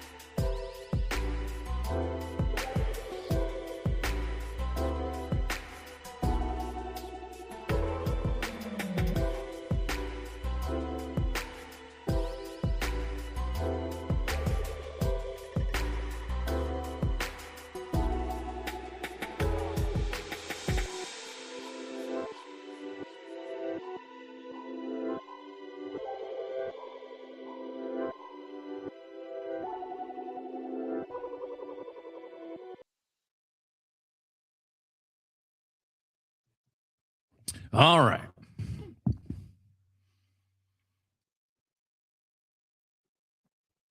Thank you for your patience. Let's get back to it.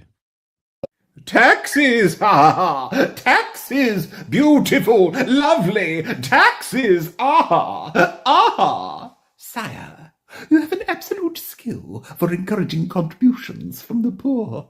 To coin a phrase, my dear counselor, rob the poor to feed the rich. Am I right? Tell me, what is the next stop, Sir Hiss? Yes, let me see. Oh, yes, the next stop is Nottingham, sire. Oh, the richest plum of them all, Nottingham.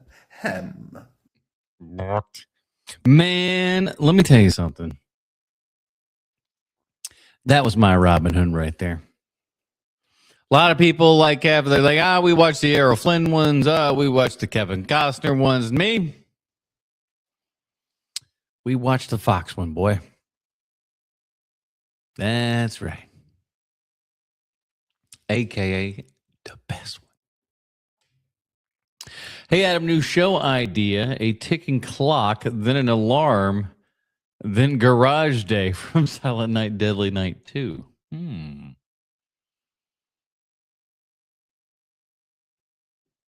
Garbage Day, you say. It's Garbage Day today. I always have to remember that and wheel my garbage out there because the amount of money that I pay for garbage collection in the city is ridiculous. Between that and water and everything, it's my most expensive bill. Water, sewer, and garbage collection. It's ungodly. And they're the only MFs to do it. So what other choice do you got? Every actor who plays theater can tell you that when you come off stage one evening and you say, I nailed it. Tonight was the perfect performance. I hit everything that I set out and blah, blah, blah. Chances are at about 99% that the audience was bored. I think that this applies for a lot of different art forms, not only acting and everything, but I saw it a lot with stand-up comedy and stuff as well. If you go to enough open mics, you will see enough wild and crazy delusions of grandeur that you will laugh yourself silly itself if you're not laughing at their god-awful jokes, which you won't be.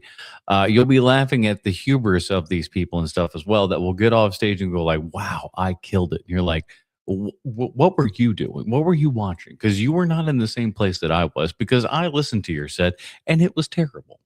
No one was laughing. I don't know what you saw in that.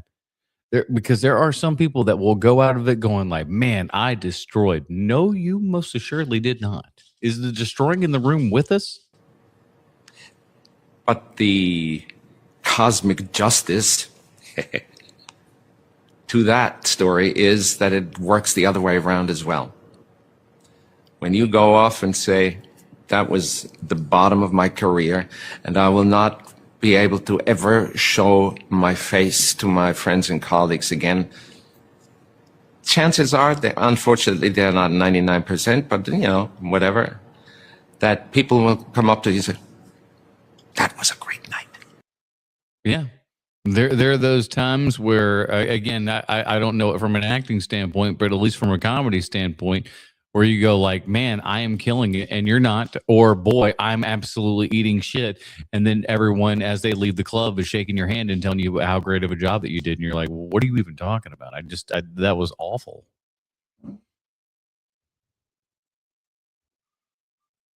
Disney is making too many live action remakes, and we do not need any more except Cars with Humans. Okay, first of all, that's a hilarious idea. We're going to get into it.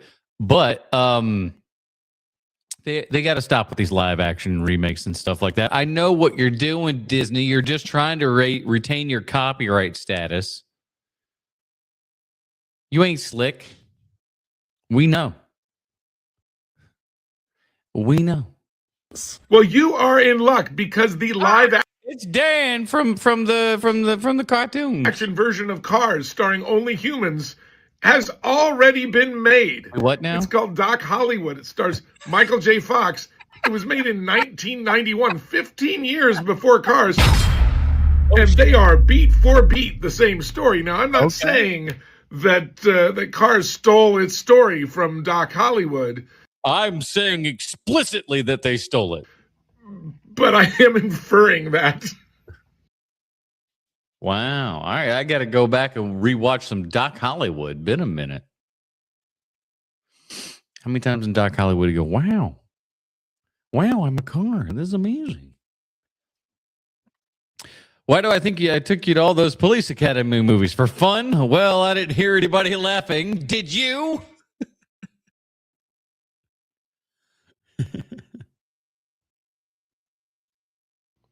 Steve Martin recycles his own jokes. Here's him doing the same joke 3 different times at 3 different award shows for 3 different celebrities. Boy, will I have something to tell you, but let's go ahead and he'll show you some examples. My favorite one is the one of him talking to Gene Kelly and coaching Gene Kelly on how to do his most famous dance sequence in Singing in the Rain. Here you go. I guess of all the people here tonight, it is I who has been closest to Gene throughout the years. Which is, okay, now we're going to start explaining comedy, okay? That's a juxtaposition. Steve Martin actually had nothing to do with the career of Gene Kelly, and that's what makes it funny, is him taking credit for something that he had nothing to do with. There's your first laugh, okay? I suppose of all the people in this room tonight, I'm the one who's closest to Jack Lemmon. Again, see the juxtaposition. Jack Lemmon's a much older gentleman. There's no reason that he would have been the closest person to Jack Lemmon. That's a silly talk. That's what makes it funny. So you can reuse this again. That's just called a premise to the setup. We're not even into the jokes yet. That's just kind of the setup of this. And it's more along the lines of like kind of your Friars roast sort of things. These are kind of traditions that people do. You go in. It is an act. I remember it was the early 50s, and Gene and Stanley Donen were directing a film, and I dropped by to see my pal Gene.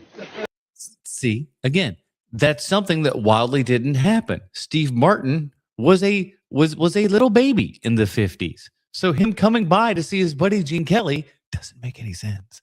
That's, again, it's the absurdity of it. That was Steve Martin's stock and trade. And they were very glum and kind of depressed. I said, "What's the matter?" And they said, "This damn weather. We can't get this number shot." I sat there for a minute and I said, "Why don't you shoot it anyway?" Stanley Donen said, "Get him out of here. I don't want this guy around." Well, the rain kept up. See, this is a funny joke. And Stanley said, "What the heck? We'll do what Steve said. We'll shoot it anyway. Let's just get..." Taking credit for Singing in the Rain is funny. I just came by. He would have been a small child at best. I think Steve Martin's probably right around my dad's age. So he was my dad was born in 53. So Martin's right around that time. So he would have been at best a small child to have that's, again, I don't know why we have to explain what's funny. Get this lamppost out of here and we'll be ready to go. I said, "Leave the lamppost." Gene said, "Steve, but what'll I do when I get to the lamppost?" I said, "Swing around it a couple of times, make it like a big deal." Like a big deal. I remember one night, many years ago, Paul called me. It was in the evening, and he said, "Steve, I'm so excited. I've just finished a new song, and I just have to tell somebody." And I said, "Oh, great. What's the title?" And he said, 47 Ways to Leave Your Lover. And I said, "Paul, what if it were 50? 50 ways to leave your lover." And there was a long pause. And he said, "Go on." My favorite part of this is that this is literally not possible anymore. No fucking shit.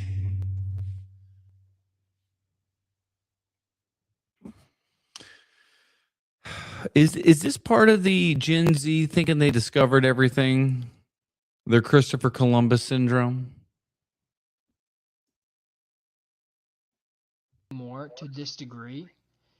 If I saw someone doing the same joke at the Golden Globes and then the Oscars, I'd be like, all right, what are we doing? But this was possible because things were broadcast like a single time. No, that's not even it. You don't even understand the art form that's going on, my friend. You don't even understand the art form. And then put into the, annals of a library somewhere. So I dig At least they didn't say anals. this, and I am so happy to watch it. Yeah, you seem fucking thrilled. He's about a month younger than my dad. See, there you go. It's what makes the jokes always funny. Yeah, I mean, I get it, but like again, it's like okay. But it's like Paul Rudd showing up to Conan every time with a clip from Back in Me. Movies have become so irrelevant in today's world. Here it is, the Rat King himself, Asmongold.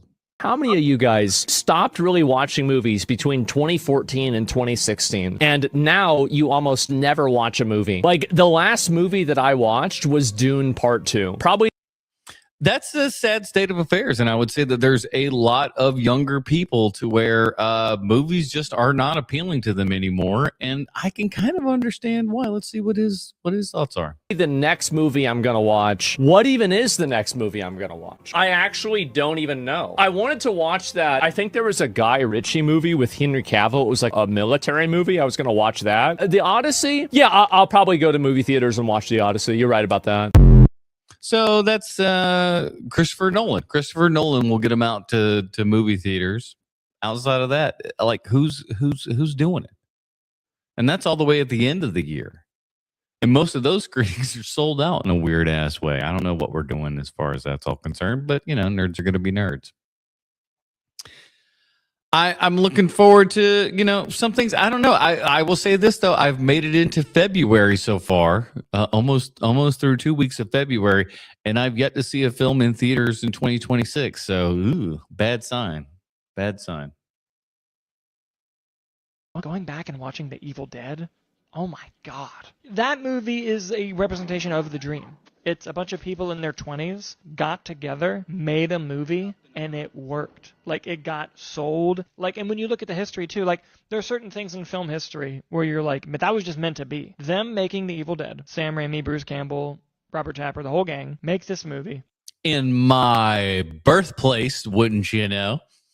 That's right. Evil Dead was shot half in Detroit City and half in Morristown, Tennessee, the tiny little town that I was born in 1 year later. So you might say that Evil Dead rolled through town, and the next thing that happened was good old me. And that's kind of the town's only claim to fame and everything is Evil Dead and me. Those are the two things. And so Evil Dead's like way up here, and I'm way. Keep going. Keep going. Wait.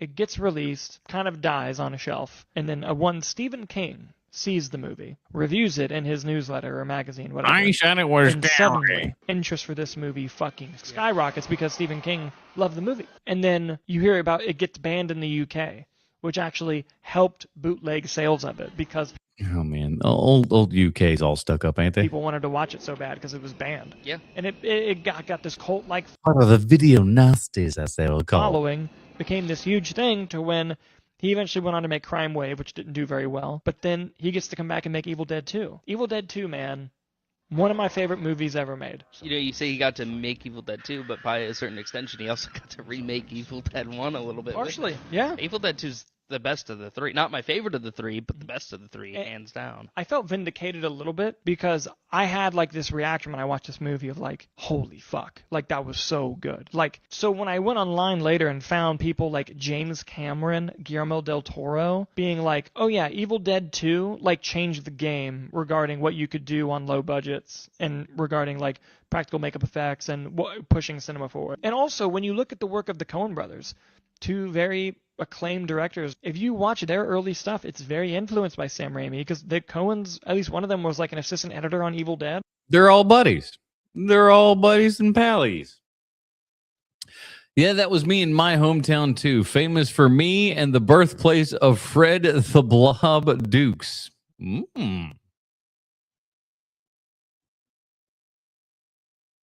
It's actually only 2 hours and 59 minutes.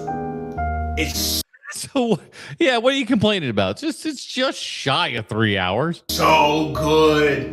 It's so good. You have no idea how good this movie is. Guys, this is why you don't tell them. You don't sit down and be like, and by the way, this movie has a running time of 165 minutes. Don't do that. Don't do that. Just put it on. If it's a good enough movie, which you think that it is, if it's a good enough movie, they'll last. And if it's not, well, perhaps it wasn't meant to be with this person. Perhaps you send them on their way. Send them packing.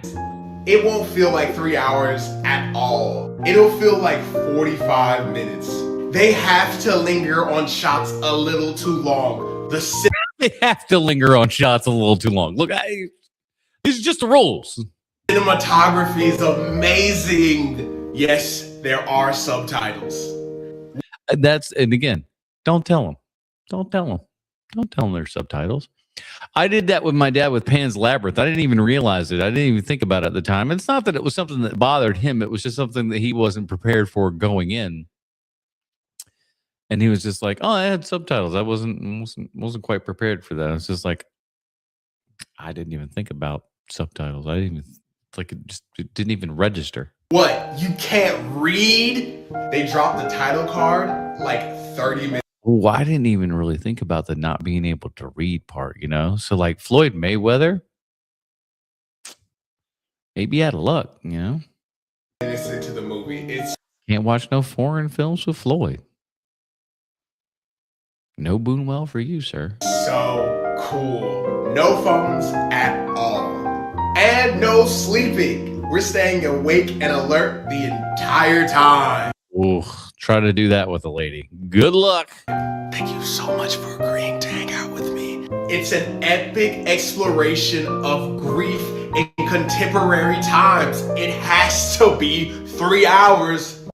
Well, that certainly seems to be the rule these days. Yikes. Animation is so insanely funny, and it came from genuinely funny people. Each of the major directors gave the character their own individual stamp. Bugs Bunny and Daffy Duck, two completely different characters. Daffy Duck was... I love Daffy Duck. I think Daffy Duck is probably my favorite Looney Tunes character.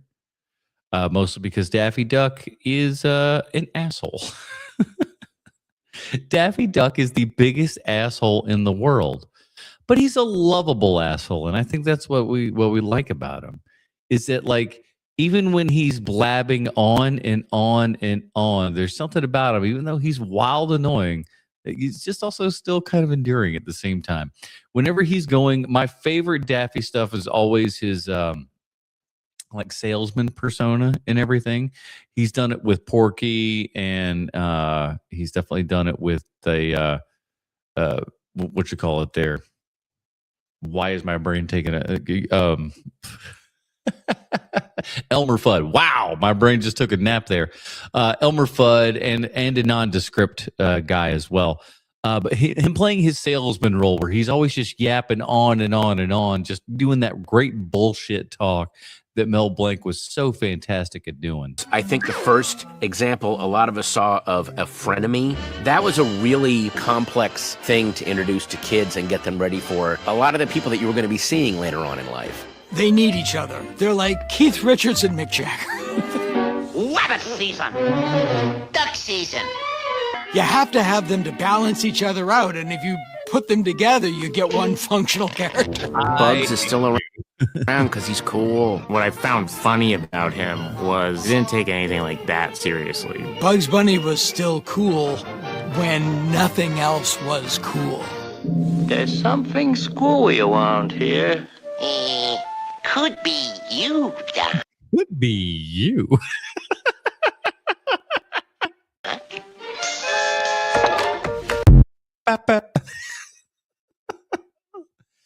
Oh man, it works so good. Just timeless stuff. How you answer this question says a lot about you and how you see the world. And the question is simply, if this thing existed, would you use it? I think this is a very good question. I want to hear you guys' answer. If teleportation, a la Star Trek, was available, would you take it? I like to think that I would. Now, am I going to be the first to take it? No. No, I'm not an idiot. I'm going to wait till all the bugs are worked out. All the kinks got to be worked out of this bad boy, and then when we've had very successful transportation for a good while, where we know nothing's going to happen, no long-term things are going to, no one's going to, get your atoms reassembled and all that jazz. As long as nothing's going to happen to you and we kind of learn that everything's cool in the gang, I'd do it. If you're not a Star Trek nerd, on their ships they have this thing called a transporter. It can instantly zap you to another location. First of all, if you don't know that, even if you're American at all, you know what a transporter is. Star Trek transport, you got to know. Thousands of miles away, and it seems incredibly convenient. So if you're saying, yeah, that sounds great, that would save on my commute, you have to understand how it works. Because what the transporter does is it takes your body apart atom by atom. Right, and then just reassembles it on the other side. And reassembles it elsewhere. Right. And of course, there'd be no reason for it to send those specific atoms to then your penis is on your forehead and you're all out of luck, dude. To the other location. Like your body's mostly made of water, it could grab hydrogen and oxygen atoms from around that area and just reassemble you from those. In other words, it doesn't transport you at all. It transports the idea of you. It makes a copy. It's like a fax machine. And in fact, there's a Star Trek episode where they accidentally wound up with 2 copies of the same guy. And Riker just started making out with himself. It was the sexiest episode we ever seen. Because it assembled the new one at the destination, but did not destroy the original. So knowing that's how it works, would you use it? And this is one of those things where everybody immediately has an easy answer, but they have 2 different easy answers. I'd just be like making an army of clones or something. Where does it come with the idea of like the transference of mind and memory and stuff like that? Because that's got does that stuff come over? I don't know.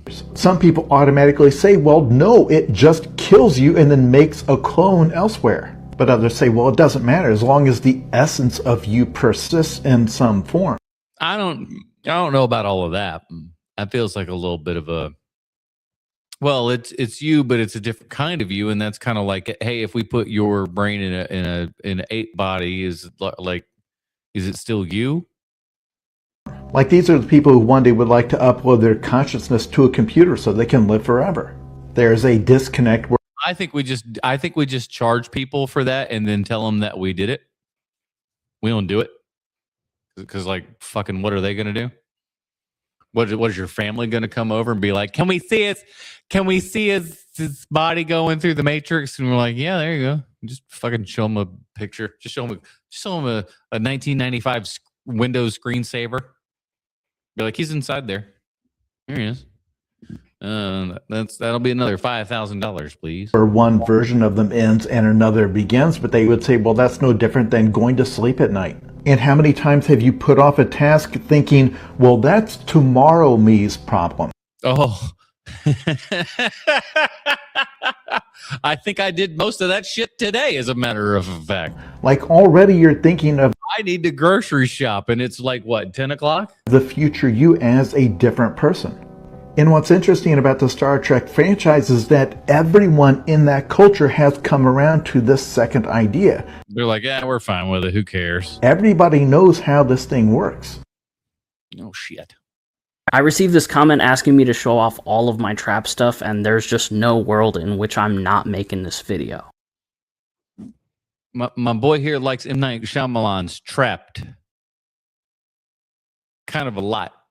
And there is one item that I have that nobody else in the entire world has. I got M. Night Shyamalan's pubic hair. First of all, this fit right here. This is not the same jacket he wears in the film, but this is the exact same sweater, same brand and everything. I found this sweater off of an online seller that happened to be selling it in my size.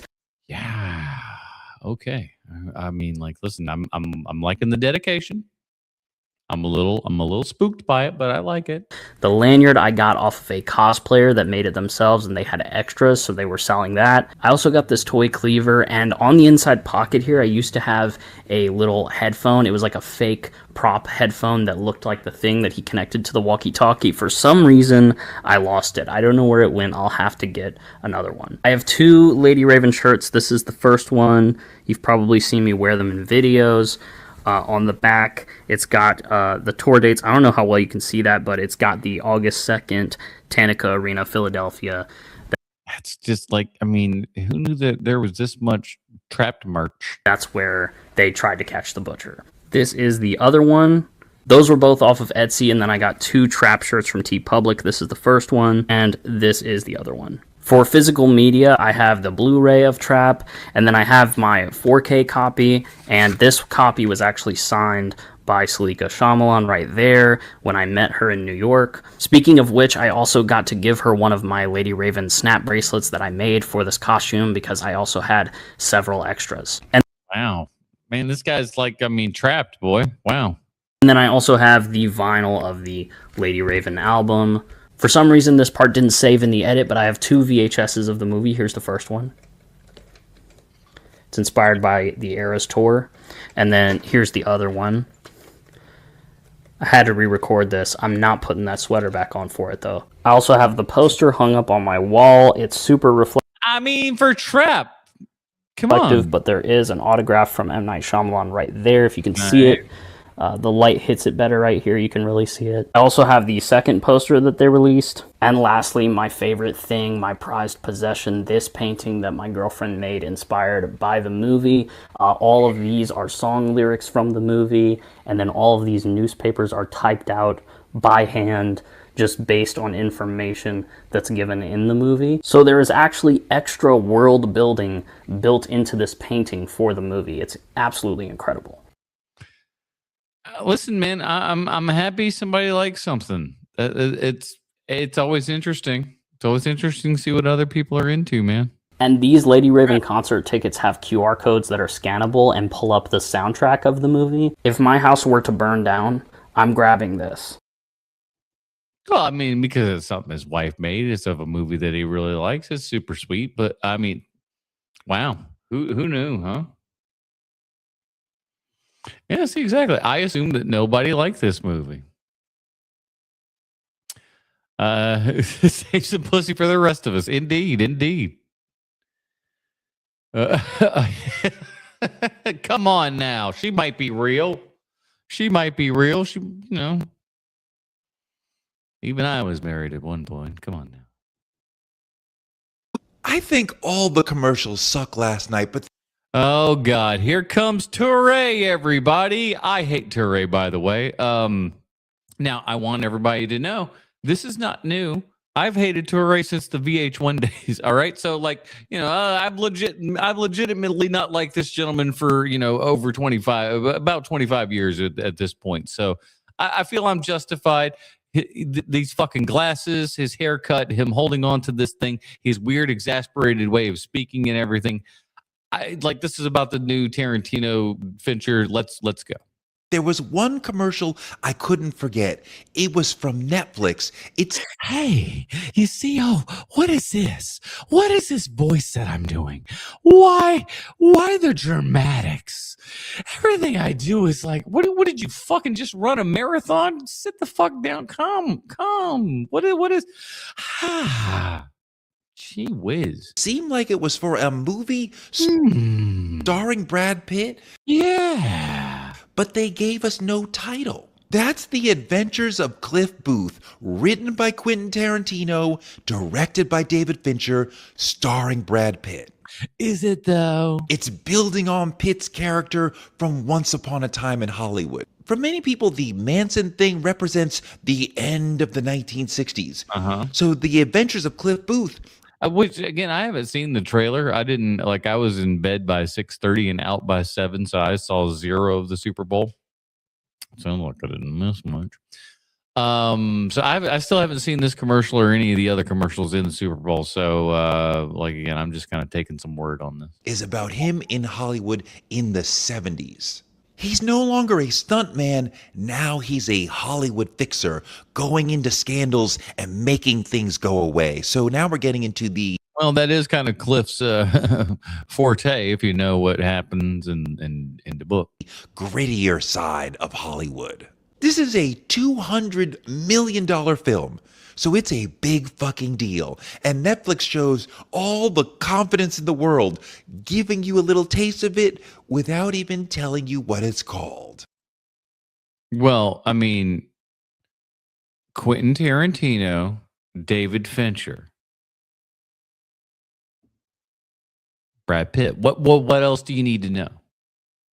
What else do you need to know, really? What you need to go on. But they know, you see Brad Pitt, you see the Cliff Booth iconography. If you're at all into Quentin Tarantino, you know what they're talking about.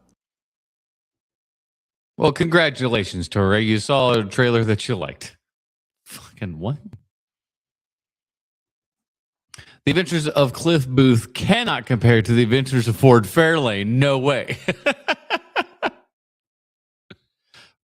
You know what? You're probably right. Okay, I knew about this. Margot Robbie, Jamie Presley. Striking resemblance. I mean, down to the piercing blue eyes, the wide jaw, Good looking ladies right there. the beautiful, perfect Barbie lips. Even look at the size of the forehead. Okay, and both blonde, right? Big old high cheekbones and everything. It's like a recipe for success. Right? Jamie Presley did come out before Margot Robbie. She's older, if that's what you're saying. Yes. And then Margot Robbie came into the scene, and then, she's had this amazing career. Okay, so I'm watching a movie right now, and then I'm like, oh, look, it's Margot Robbie. No, it's not. No, it's not, because there's somebody else that looks like Margot Robbie.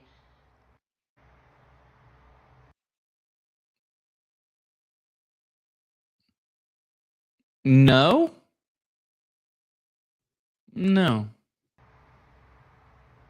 That's not Margot Robbie. No. This is not Margot Robbie. This is Emma Mackey. Yeah, that don't look like Margot Robbie. What you talking about? See, this is why you need men. This is why you need men, because we could tell you right away. I ain't saying that's different. But they're both blonde. They're both blonde white girls. That much you got. No argument there. Blonde white girls, yes. That other girl even got blue eyes. She's got brown eyes. What are we even on about? According to Google, I am late to the game on all of this. Two different people. It doesn't fucking look like her. What are you on about? Look at the chin. It doesn't make sense. The chin, the jawline, the forehead. None of this looks the same. What are you talking about?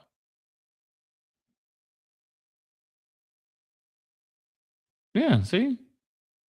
No, she's nutso. She's nutso. They don't look alike at all. She's from Sex Education, apparently. Okay. Well, and then we know Margot. She was even in the Barbie movie. Did you know that? Okay. What is happening? And where the heck have I been? Do you think all brunettes look the same as well? Do you think you look like Gloria Stefan or Aubrey Plaza or something? I don't know. How many people can look like Margot Robbie or Jamie Presley or Emma Mackey? This is, I mean, and these people are like... Emma Mackey. No. What the fuck? Wow. Did you guys know this? Did you guys know these doppelgangers? A trifecta doppelganger? No, you made the last one up. Weird. All right. James Gunn, It's Uncle Lloyd, everybody. Old Uncle Lloyd, he here talking about good old James Gunn, who got his start under one Lloyd Kaufman here. And James has repaid Lloyd by putting him in a little cameo in damn near every film he's done. Isn't that nice? his first job was with Troma, and I read his curriculum vitae, and he had a master's from Columbia University, which is not bad. But he had written a novel called The Toy Collector, which I read before we hired him. Nowadays, I hire, we'll take anybody who's willing to suffer. But those were... Anybody that I can screw over. This was like in the early 90s, around 1990. And he also had on his resume, James Gunn did, that he was a performance artist who vomited on stage. That's our Hitler. If you've seen The Producers, you'll get my quotes, I'm sure.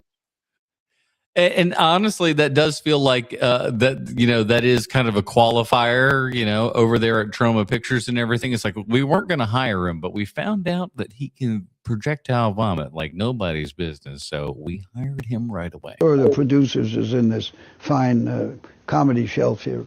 But anyway, that's The Producers is Michael Herz and my anthem. We sing the songs, we quote it. Whenever we just go around singing Springtime for Hitler. You know how it is. Down in the dumps. I suppose you think that was terribly clever. Yeah, smart as you like, Gandalf. Give us a kiss. Thanks. There are... This is where I stopped it. I think this is way longer than I thought it was supposed to. That was going to be. But here we go. Here we go with some weird ass Lord of the Rings thing. So we're going to close out the evening with whatever the fuck this is. Many big gangly rings in this world, my sweet little gerbil prince, and none of them are to be taken lightly. Check this out, Gandalf. That's actually very nice. Will you take care of Frodo when I'm gone? He's very small and wet. Yes, he's a wetty. Thank you, Gandalf. Yes, he's a wetty, and he should go live in a cave. Will you give me your ring when you leave? Yes, it's on the table next to my keepsakes. No, wait, it's here in my mouth. Hello, young darling. In my mouth. Ring, I will keep you forever. I think you should leave it, Bilbo, or is that too hard? Well, no, but also a bit of yes. It's mine forever and a day. It's my precious little guy. Precious? What's Tater's precious? It's been called that before, but not by you. You want the ring for yourself, you fusty old mess, but it's mine. Or I wonder if we could get copy struck for this. Mine. Go away, please. Bilbo Baghead, do not take me for some cheap, nasty fool with no style or class. I am not here to cause you beef. I am trying to help you, son. Oh, Gandalf, give us a kiss. Once they give us a kiss. What? Ring must go to Frodo, and you must go to bed. I'll be leaving now. Bilbo, the ring is still in your pocket. Oh yes, so it is. Goodbye, gorgeous. Goodbye, Dad. I've thought of an ending for my book. And then, Barry from EastEnders had a fight with a swan, and everyone thought it was mint. The end. Sounds like a fantastic end. Goodbye, Gandalf, you old man. Goodbye, Billiard, my young satchel of walking mints.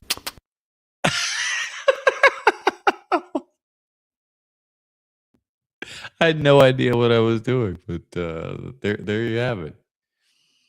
This was I don't know. It sounds like a Matt Berry offshoot or something like that. Well, that is it, everybody. We did it. Yet another TikTok Trash Tuesday in the books. I hope it was a good one for you. I hope it'll be a good one for me, so I can pull out some things from social media to post up there some more. I did, like 11 from last TikTok Trash Tuesday. I can't believe I pulled out that much stuff from it, so I'm going to try to do more of that to try to get this here program out to more people, and we do that by having you guys hit that like and subscribe button, hitting that bell notification, and all those good things. And if you're on the mobile, swipe over to the side there, hit the hype button, That gets this thing out here. And apparently people watch this even after the stream and stuff like that. So I see those numbers going up there as well. So appreciate you to all that. And if you see this after the fact and you've gotten all the way to here, say, write in the comments, hip hop hooray, I got to the end. No one will ever do that, but I want to see if it'll ever happen. So that is it. Join us back Sunday here on YouTube. We'll be talking Joe versus the Volcano. We're excited for that one as we continue on with our Rom-Tom Valentine's month. There you go. That sounds right. That's it, everybody. I am going to... let's see if maybe I can pop over to the store here for a quick second, get some food for tomorrow or whatever. But that is going to be it. We'll see you Sunday evening, 8 p.m. Eastern, right here on the old YouTube. Love you all. Bye-bye. Have a great night. We'll see you.